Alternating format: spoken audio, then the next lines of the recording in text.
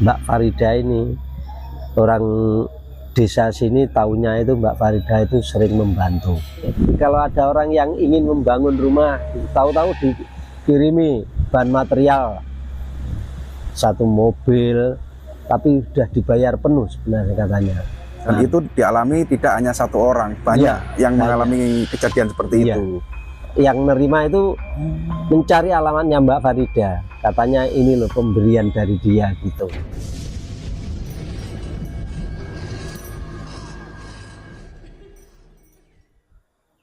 Assalamualaikum warahmatullahi wabarakatuh. Oke teman-teman, jadi saat ini saya berada tepatnya di desa Badel Pandian ya, yang ikut kecamatan Ngadiluwe, Kediri, Jawa Timur. Dan kita akan mencoba mereview sebuah tempat yang dimana di sini terdapat sebuah makam yang sangat aneh ya. Jadi makam tersebut berada di bawah pohon ya. Makam seorang wanita yang bernama Mbak Farida yang sudah viral, di mana beliau itu seorang sosok bisa dibilang hantu ya. Namun ini adalah hantu yang baik ya. Jadi hantu yang sangat dermawan, yang sering menolong warga yang membutuhkan. Nah,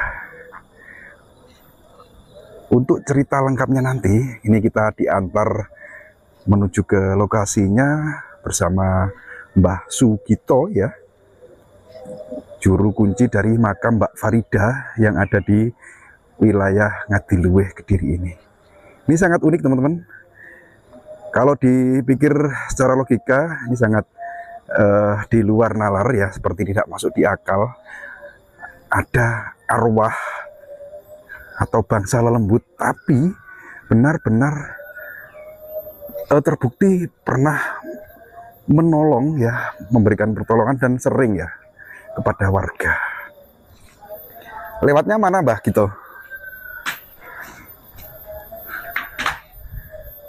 Oh, lewat samping sini. Yang sebelah sana ya Mbak ya? Oh, nggih.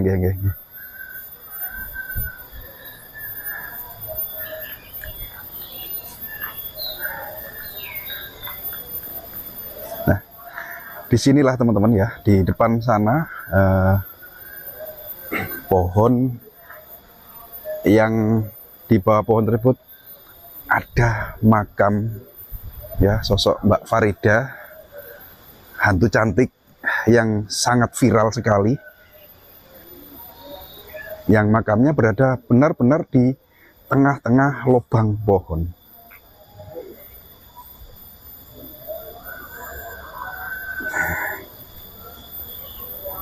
Jadi kisahnya Mbak Farida ini ya, banyak warga yang benar-benar membuktikan ya akan kisah dari sosok hantu cantik ini ya, Mbak Farida ini. Hantu yang sangat dermawan katanya, jadi sering memberikan pertolongan. Namun untuk cerita lengkapnya seperti apa, nanti kita akan mencoba ngobrol dan berbincang-bincang dengan juru kuncinya ya di sini ya. Pak, ngobrol di mana enaknya nih Pak? Di sana aja ya, yang enak. Ini Mbah Sugito nggih, Mbah Sugito ini sebagai juru kunci dari makam Mbak Farida ini ya. Oh, ini di pemakaman umum ya? Kayaknya kok bentuk batu nisannya aneh-aneh di sini. Dan sama yang makamnya Mbak Farida tidak ada nisannya. Oh, nggak ada nisannya ya. Kalau ini bangunan apa Pak? Bangunan baru ya? Batu bata ini? Oh, enggak, lama ya. Lama ya? Kuno ya Pak ya? Lama sekali. Jadi di antara makam umum ya, ada satu makam yang sangat fenomenal.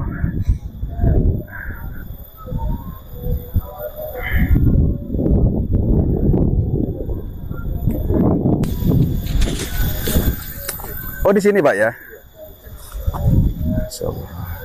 Assalamualaikum ya. Assalamualaikum. Assalamualaikum.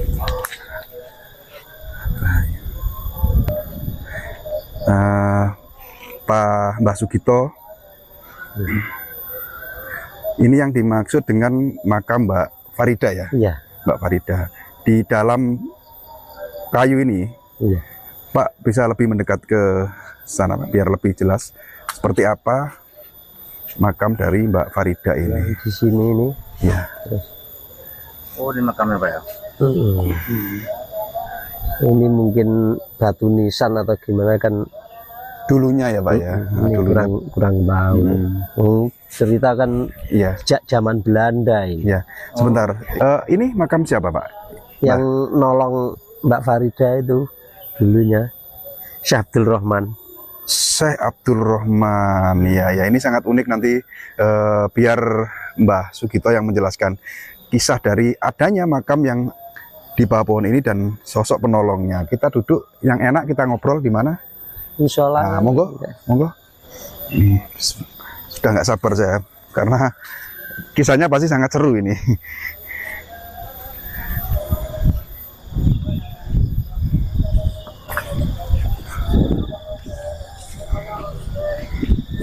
Nah, ini musola ya Pak Mbah? Iya. Musola. Di sini aja nggak apa-apa, enak di sini. Ya kan nggak apa-apa kan? Iya. Oke, sip. Nah, aku tak duduk sini, santai ya. Ya, Mbah Sugito, bisa dijelaskan untuk alamat dari makam Mbak Farida ini, ya. Terus kronologi adanya makam ini, ya, monggo. Sini yang di sini dimaksudnya makam Jaten di kawasan Desa Badal Pandean, Kecamatan Ngadiluwe, Kabupaten Kediri. Terus untuk cerita Mbak Farida ini, orang desa sini tahunya itu Mbak Farida itu sering membantu. Siapa sebenarnya Mbak Farida itu, Pak?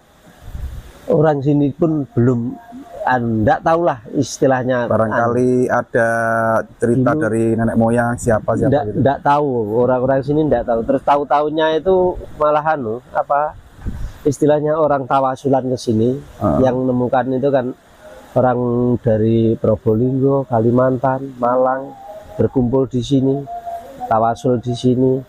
Terus istilahnya tempatnya makamnya Mbak Farida itu. Tapi kalau cerita Mbak Farida sendiri sebenarnya cuma seperti mitos-mitos gitu asalnya itu kan. Iya. Tahunya pokoknya Mbak Farida itu mulai terkenalnya itu pas dia kuliah di Jakarta, pernah dilamar oleh dosennya ke sini. Oh, jadi ada cerita Mbak Farida ini kuliah di Jakarta, terus tiba-tiba ada dosen yang melamar ke sini, mencari alamatnya Mbak Farida. Terus Farida. Ya tahunnya itu kan, terus setelah itu baru mulai terkenalnya itu sering membantu orang-orang yang kesusahan. Nah, itu seperti apa? Contohnya seperti apa? Seperti kalau ada orang yang ingin membangun rumah, tahu-tahu dikirimi bahan material 1 mobil, tapi sudah dibayar penuh sebenarnya katanya. Diterima gitu, Pak? Kalau Bantuan orang itu sini sendiri tidak berani nerima, sebab kan tidak merasa beli. Jadi kalau mau nerima itu takut salah alamat atau gimana gitu loh. Oh gitu. Jadi tidak berani menerima barang kiriman tadi. Barang kiriman. Dan itu dialami tidak hanya 1 orang, banyak yang mengalami kejadian seperti itu. Apakah yang mengalami hal seperti itu hanya warga sini atau luar desa dari sini, Pak? Luar desa juga. Pernah dari Lumajang. Jauh padahal, Pak ya? Dari Pronojiwo itu diberi sepeda motor, terus mesin cuci, kulkas, segala pokoknya barang-barang elektronik. Lalu pedanya motor dibawa ke sini juga. Itu sekitar tahun berapa? Saya kok masih baru. jabat kan sampai saat ini sekitar 10 tahunan kayak di sini. Kejadian pengiriman kayak motor itu ke Lumajang itu kejadiannya. Iya. Kok tahu kalau kiriman itu dari Mbak Farida seperti apa itu, Pak? Ya dia bilang sendiri kan dia ke sini. Yang nerima itu mencari alamatnya Mbak Farida. Katanya ini loh pemberian dari dia gitu. Oh, berarti motor itu atas nama Mbak Farida? Enggak atas namanya, tapi atas namanya orang yang dikirimi itu. Gitu. Tapi nota yang membeli yang memberi itu Mbak Farida. Terus alamatnya sini.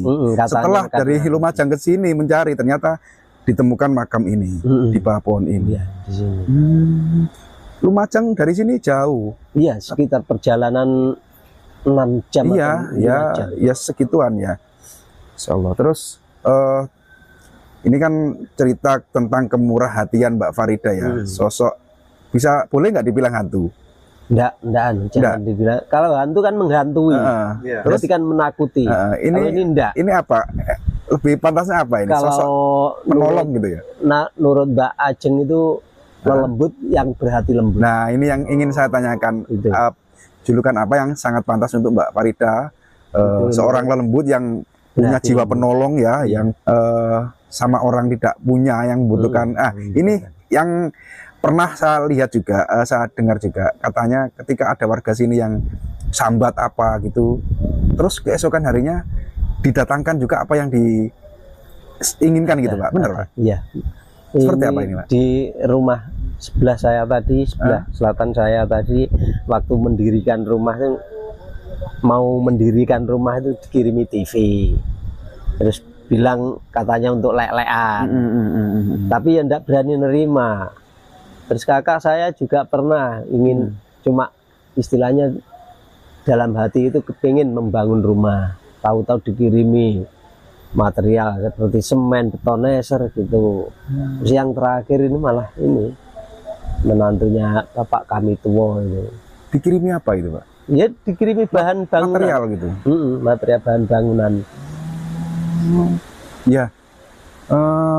Terus ada lagi ketika ada acara bantengan atau jaranan gitu ya, ketika dadi atau apa, larinya ke sini. Iya. Seperti apa itu, Pak? Itu pas kebiakan di anukan grup jaranan anak saya itu main di sebelah tadi rumah yang paling tadi kan agak luas halamannya. Setelah hampir selesai langsung barongannya lari ke situ. Secara tiba-tiba naluri gaibnya mengajak atau mengantar ke tempat ini.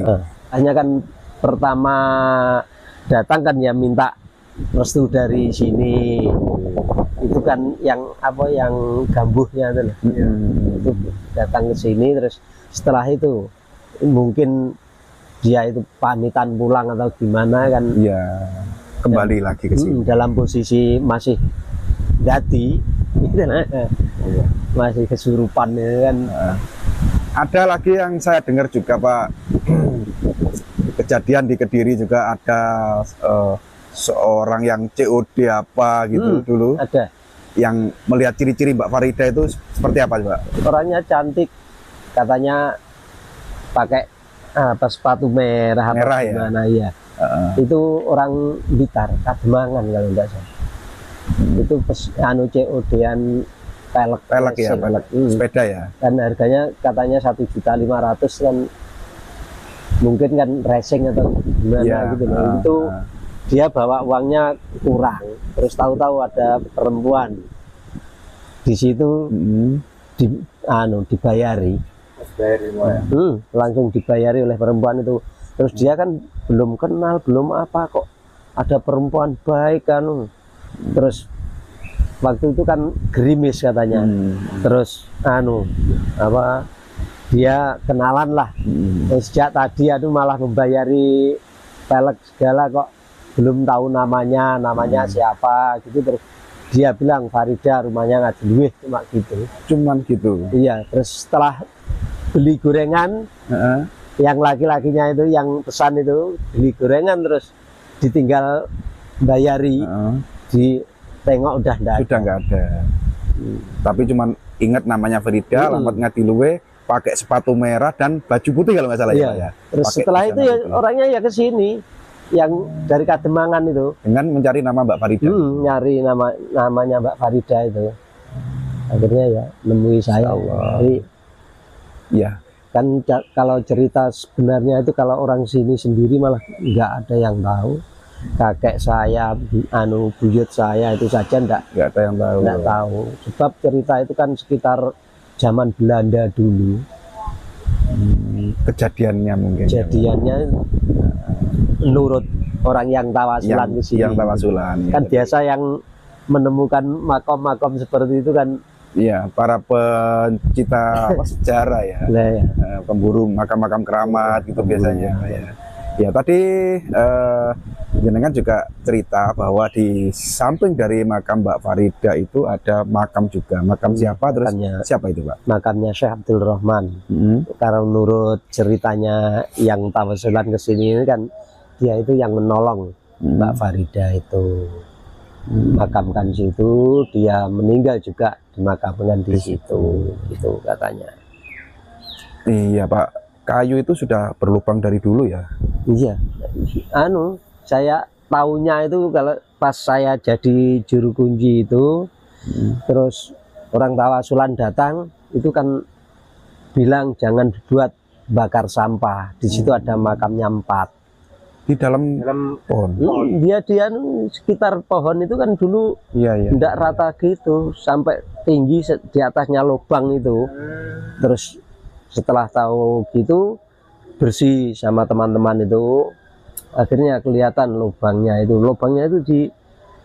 langsung dibersih sampai dalam.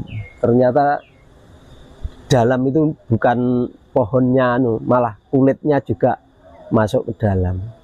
Berarti kulitnya ya, bukan kan biasanya kalau lubang itu kan dalam kan cuma kayunya, tapi itu kulitnya juga ada, tapi nggak roboh gitu Pak. Enggak.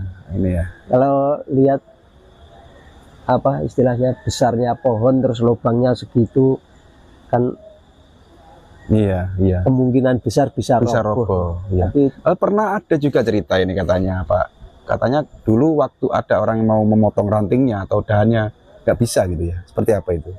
Kalau ada. itu dulu ini kan penuh pohon jati. Ini terus diminta oleh desa gitu kecamatan untuk membangun masjid di depannya kecamatan Ngadiluih itu. Jadi pohon kayunya dari sini ada satu pohon yang tidak bisa diangkat, bahkan sampai bawa kren pun tidak bisa mengeluarkan. Pohon jati ya Pak? Pohon jati itu dulu mungkin tingginya hampir saya saja malah kan dulu masih kecil ya. Iya. Jadi saya berdiri itu tidak kelihatan kayu roboh itu jangan berdiri karena besarnya itu saking kerennya itu karena biasanya di luar makam sini itu katanya kan lebih besar daripada ini aja, kuat ngangkat gitu kan, sepertinya meremehkan.